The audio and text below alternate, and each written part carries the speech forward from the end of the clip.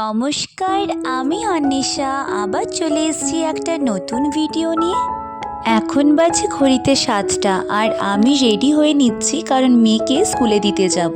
তার আগে আজকে একটুখানি পরোটা বানাবো বলেছে মাম্মা, পরোটা নিয়ে যাব কিন্তু আজকে। আর আমরাও ভাবছি ব্রেকফাস্টে ওই পরোটা আর আলুর তরকারি একটু আজকে খেয়ে নেব।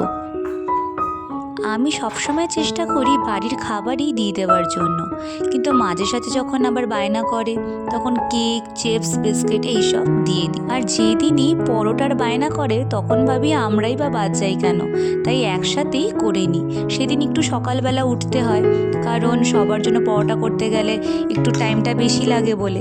এক এক সময় শুধু ওর জন্যই করে দিই, আমরা অন্য কিছু খাই। তবে আজকে ভাবছি আমরা সবাই ওই পরোটার আলু তরকারিই খাবো। পরোটাটা খেতে বেশ ভালোই লাগে। আমার আগের একটা ভিডিওতে তোমাদের এই পরোটা নিয়েই একটা গল্প বলেছিলাম, যে কলেজ টাইমসে আমার মা একদম তেল ছাড়া পরোটা বানিয়ে দিত আর খেতে এত ভালো হতো না কি বলবো। আর এখন তো প্রায় এই পরোটাটা আমাকে বানাতে হয়, কারণ আমার মেয়ে আর আমার হাজব্যান্ড এত ভালোবাসে খেতে, তাই গুনে গুনে আর বানাই না। যতটুকু বানানো সম্ভব হয় ততগুলোই বানিয়ে দিই। সত্যি কথা বলতে কি, আমিই তো ভালোবাসি খেতে, অন্যদের কথা আর কি বলবো। যাই হোক, টিফিন আমার একদম রেডি। এখন মেয়েকে এবার স্কুলে দিতে যাব।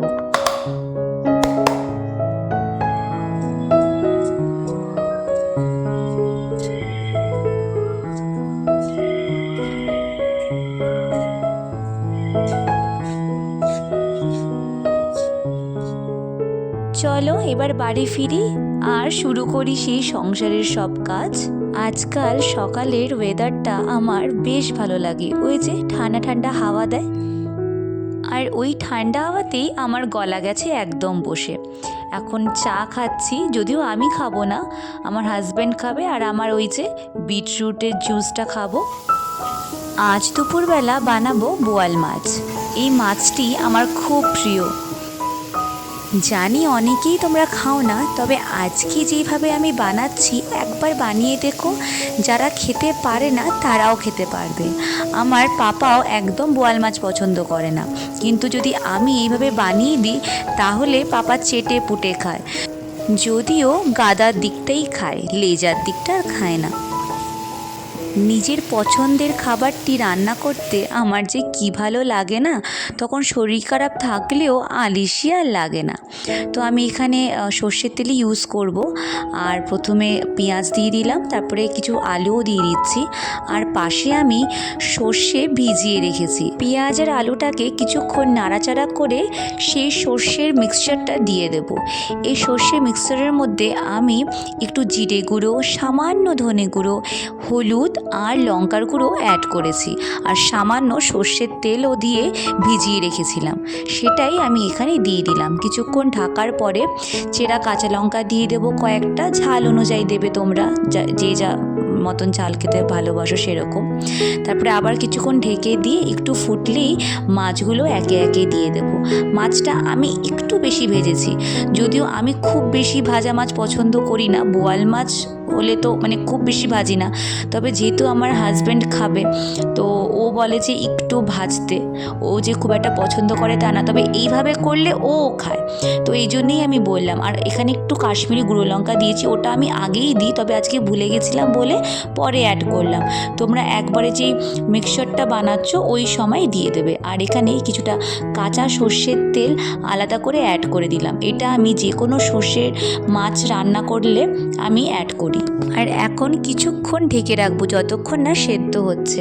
কিছুটা নাড়িয়ে চাড়িয়ে আবার কিছুক্ষণ ঢেকে রাখবো। এই যে দেখো, একদম রেডি আমার মাছ।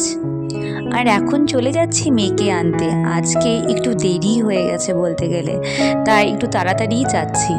আজকে মনে হচ্ছে রিসেপশনে বসিয়ে রেখেছে, বাচ্চাদের যদি পেরেন্টসরা আনতে দেরি করে তোদেরকে রিসেপশন থেকে কালেক্ট করতে হয়। আজকে তো মনে হচ্ছে ওকে ওখান থেকেই কালেক্ট করতে হবে। দেখি কি অবস্থা।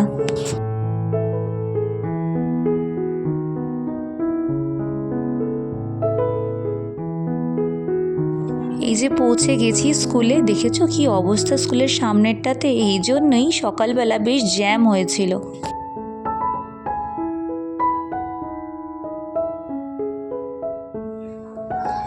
যা ভেবেছিলাম রিসেপশন থেকেই কালেক্ট করতে হবে, স্কুল প্রায় ফাঁকা না, যদিও সিনিয়র সেকশনটা এখনও ছুটি হয়নি, কিন্তু জুনিয়রদের যখন ছুটি হয় তখন স্কুলটা বেশ গম গম করে, বাইরেরটা একদম ফাঁকা ফাঁকা লাগছে।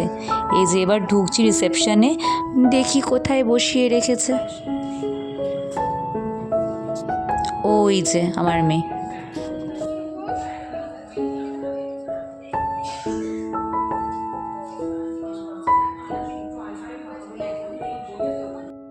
আর ওদের স্কুলে আইডি কার্ড না দেখলে ছাড়বেই না।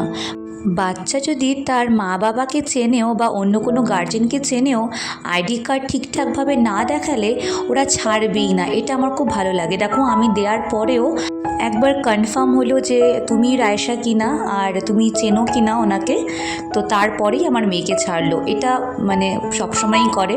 ক্লাস টিচার হলে অনেক সময় আমাদেরকে তো চেনে, তো কার্ড দেখানোর সাথে সাথেই ছেড়ে দেয়। আর যদি এরা ছাড়ে, এই ন্যানিরা যদি ছাড়ে, তখন অনেক সময় মানে একবার কনফার্ম হয়ে নেয় যে আমাকে চেনে কিনা, তারপরে বাচ্চা হ্যান্ড ওভার করে। যাক, এই জিনিসটা ভালো। সিকিউরিটিটা তো থাকা দরকার যে কোনো স্কুলে। দে ব্যাগটা আমাকে দে। না না না না না না, কি করি বলো তো, প্রতিদিন এই কেকের এই গাড়িটা সামনে দাঁড়িয়ে থাকে। স্বাভাবিক ব্যাপার, বাচ্চারা তো বায়না করবেই, কত না করা যায়, মাঝে মাঝে কিনেও দিতে হয়, কিন্তু আজকে আর দেবো না ভাবছি কিনে। এমনিতেই নিতে দেরি হয়ে গেছে, আর বাড়ি গিয়েই না হলে ভাত খেতে আর চাইবে না।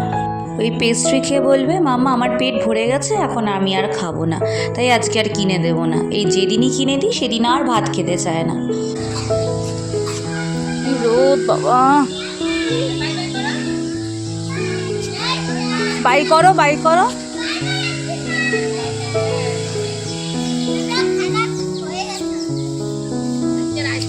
হ্যাঁ আজ একটু লেট হয়েছে আসতে। হ্যাঁ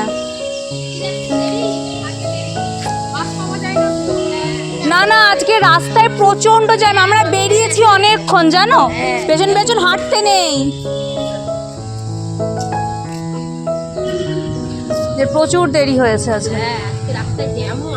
মানে গাড়ি যেতে পারছে না আজকে রাস্তায়, তার মধ্যে এখানে হচ্ছে কাজ, ওই ওই সরোজ পার্কের ওখানে। হ্যাঁ মানে ওখান দিয়ে গাড়ি আর পাস হতে পারছে না, আর এখানেও দেখি ভিড় হয়ে রয়েছে, সব সময় জ্যাম থাকে।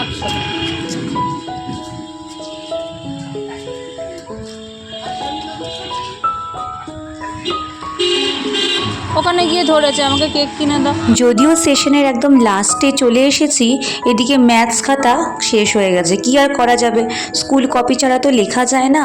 আর কয়েকদিন ধরে অ্যালম্যানাকের মধ্যে লিখছে, মানে ওদের স্কুল ডায়েরির মধ্যে লিখছে, তো দেখতে কীরকম লাগে। ম্যাম যদিও ওকে কিছু বলেনি, সেশন শেষের দিকে তো তেমন কিছু বলে না, বেশি তো আর ক্লাস হবে না, কিন্তু ওই ডায়েরির মধ্যে লিখতে কীরকম লাগে দেখতে, তো তাই ভাবলাম কিনেই রাখি একটা খাতা। বাড়ি চলে এসেছি আর আমার সব কাজ শেষ, এখন করব লাঞ্চ। আজ খিদেটা খুব পেয়েছে, কারণ আমার আজকে প্রিয় খাবারটা হয়েছে, মানে বোয়াল মাছ। এখন বাজে ঘড়িতে 4:30, আর আমরা এসেছি ডক্টরের কাছে। ওর দাঁতটা অল্প নড়েছে, তার আগেই পেছন দিয়ে আর একটা দাঁত বেরিয়ে গেছে। আমরা তো খুব ভয় পেয়ে গেছি, তাই ভাবলাম ডাক্তারকে একটু দেখিয়ে নিই, যে দাঁতটা না পড়া অবধি ওয়েট করা কি যাবে, নাকি আগেই তুলে ফেলতে হবে, যেহেতু পেছনে অলরেডি দাঁতটা উঠতে শুরু করে দিয়েছে। তো এখানে ডক্টর বললেন যে কোনো অসুবিধা নেই, এরকম অনেক সময়ই হয়, যদি ওটা মানে নাড়ানো হয় জোরে জোরে, মানে মাঝে মধ্যেই একটুখানি আপেল পেয়ারা এগুলো যদি ওকে দেওয়া হয়, মানে যেটা চেবাতে পারবে, এরকম চেবানো কিছু শক্ত খাবার দিলে দাঁতটা আস্তে আস্তে ন্যাচারালি নড়বে আর পড়েও যাবে, তো ওটা আলাদা করে তোলার কোনো দরকার নেই। আর তারপরেই চলে গেছিলাম মলে, কিছু টুকটাক শপিং করার ছিল বলে, তো ভাবলাম একবারে যখন বেরিয়েছি তো কাজটা করেই নিয়ে যাওয়া যাক। আর এখন বায়না করছে যে ডোসা খাবে, তাই আমরা চলে আসলাম স্টার মলে, ওখানকার ডোসাটা বেশ ভালো খেতে।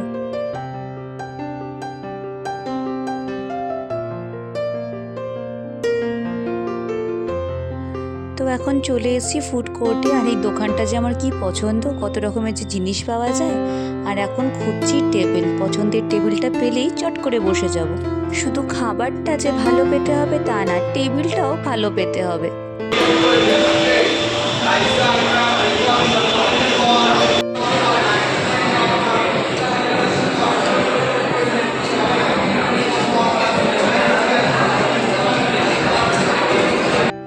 এই যে এই দোকানটার থেকেই অর্ডারটা দেব।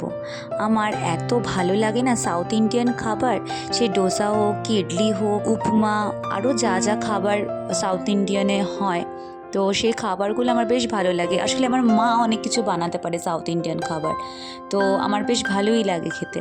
আর এই যে চলে এসছে, এখন তাহলে খাবারের দিকেই মনটা দিই। আর তোমাদের সাথে আমার গল্প এখানেই শেষ। আবার দেখা হবে নতুন কোনো ভিডিওতে। ভিডিওটা ভালো লাগলে অবশ্যই কমেন্ট করো, লাইক করো, আর এরকম নতুন ভিডিও দেখার জন্য আমার চ্যানেলকে অবশ্যই সাবস্ক্রাইব করো। টাটা।